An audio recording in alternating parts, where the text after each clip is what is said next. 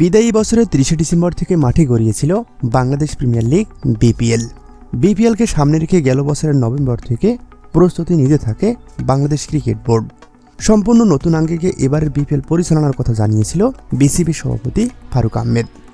মাঠের বাইরে বেশ কিছু বিতর্কিত ঘটনা ঘটলেও মাঠের খেলায় এসেছে তৃপ্তি। বিশেষ করে অন্য যে কোনো আসরের তুলনায় এবারের মাঠে দেখা যাচ্ছে রান বন্যা। ঢাকা পর্ব শেষ করে বিপিএল এখন সিলেটের মাটিতে, সেখানেও প্রথম দিনে মিলেছে রানের। ইংলিশ তারকা ক্রিকেটার অ্যালেক্স হেলস পেয়েছেন সেঞ্চুরির দেখা। তবুও বিপিএল নিয়ে চলছে আলোচনা। দুদিন আগে বিসিবির পরিচালক নাজমুল আবেদিন ফাহিম জানিয়েছিলেন, সিলেট, চট্টগ্রাম ও ঢাকার ফিরতি পর্বে আরও বেশ কিছু চমক দিতে চান দর্শকদের। সেটাই হয়তো হচ্ছে বাংলাদেশের আম্পায়ার শরফুদ্দুল্লাহ ইবনে সৈয়দ সৈকতকে ঘিরে।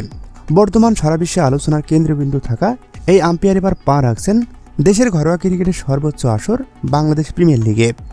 আইসিসির এলিট প্যানেলের আম্পায়ার সৈয়দ সৈকত বিগত কয়েক বছরের দেশে বিদেশে অনেক সুনাম কুড়িয়েছেন। সর্বশেষ বর্ডার গাভাস্কার সিরিজে যশস্বী জয়সওয়ালকে দুর্দান্ত জাজমেন্টে আউট দিয়ে আবারও এসেছিলেন স্পটলাইটে। আর বিপিএলে দামি এই আম্পায়ার আসছেন আগামী 10 জানুয়ারি।